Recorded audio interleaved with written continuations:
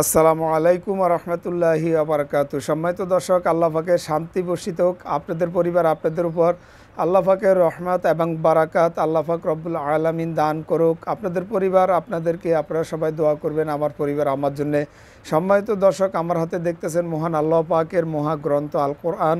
মহাগ্রন্থ আল কোরআন থেকে ইলমি চর্চার আজকের পর্বে আমি আপনাদেরকে সূরাতুল মাউনের তালিম দিব, প্রশিক্ষণ দিব। সম্মানিত দর্শক, আমি প্রত্যেকটি আয়াতকে দুইবার করে আমার জবান দিয়ে উচ্চারণ করব।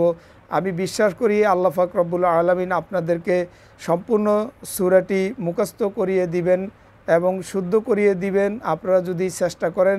তবে আমি আপনাদেরকে বিনয়ের সাথে অনুরোধ করে বলবো, আপনারা সম্পূর্ণ ভিডিওটি স্কিপ না করে, না টেনে একবার সম্পূর্ণ ভিডিওটি পুরোপুরি দেখবেন।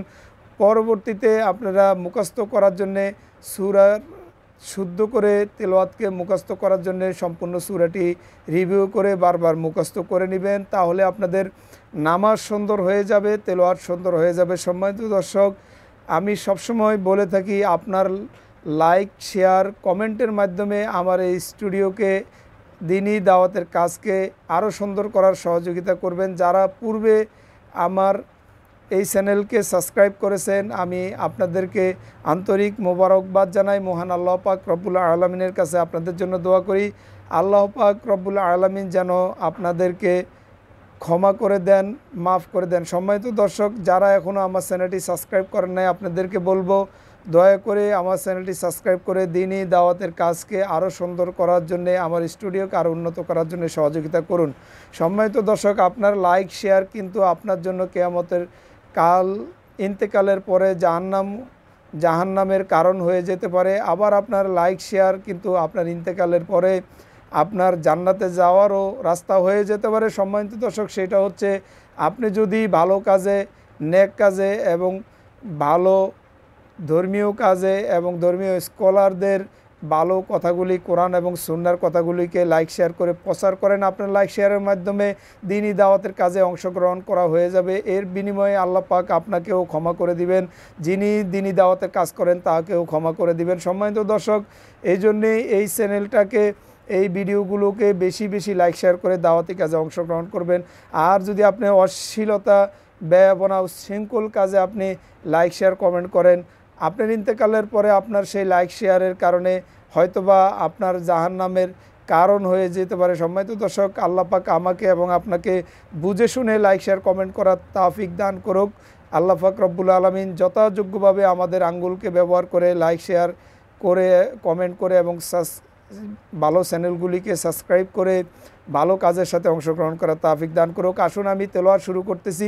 আপনারা মনোযোগ দিয়ে আমার জবান থেকে তেলাওয়াত শুনে মুখস্থ করে নিন। সূরাতুল মাউন। মাউন শব্দের অর্থ হচ্ছে দৈনন্দিন কার্যবিধির সরজামাদি। সম্মানিত দর্শক, এই সূরার শেষের আয়াতের লাস্টের শব্দটি হচ্ছে সূরাতুল মাউন। এই মাউন শব্দের অর্থ হচ্ছে দৈনন্দিন কার্যবিধির সরজামাদি। সম্মানিত দর্শক, আমি এখন সূরাটি শুধু তেলাওয়াত করব।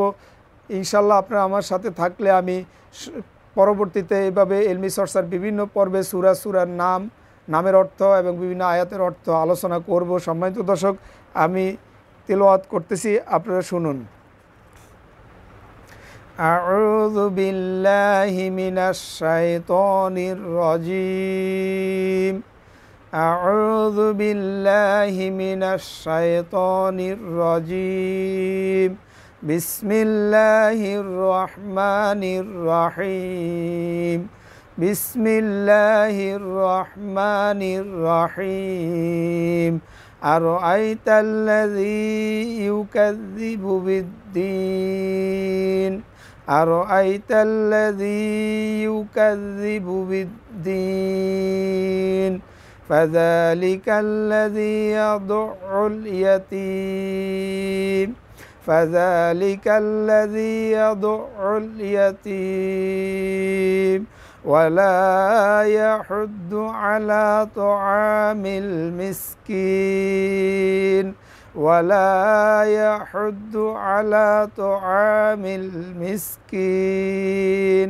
ফাওয়াইলুল লিল মুসাল্লিন। ফাওয়াইলুল লিল মুসাল্লিন আল্লাযীনা হুম আন সালাতিহিম সাহুন আল্লাযীনা হুম আন সালাতিহিম সাহুন আল্লাযীনা হুম ইউরাউন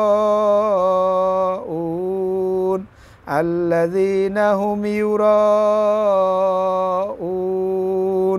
ওয়া ইয়ামনাউনাল মাউন ওয়ায়ামনাউনাল মাউন সাদাকাল্লাহু মাওলানাল আযীম।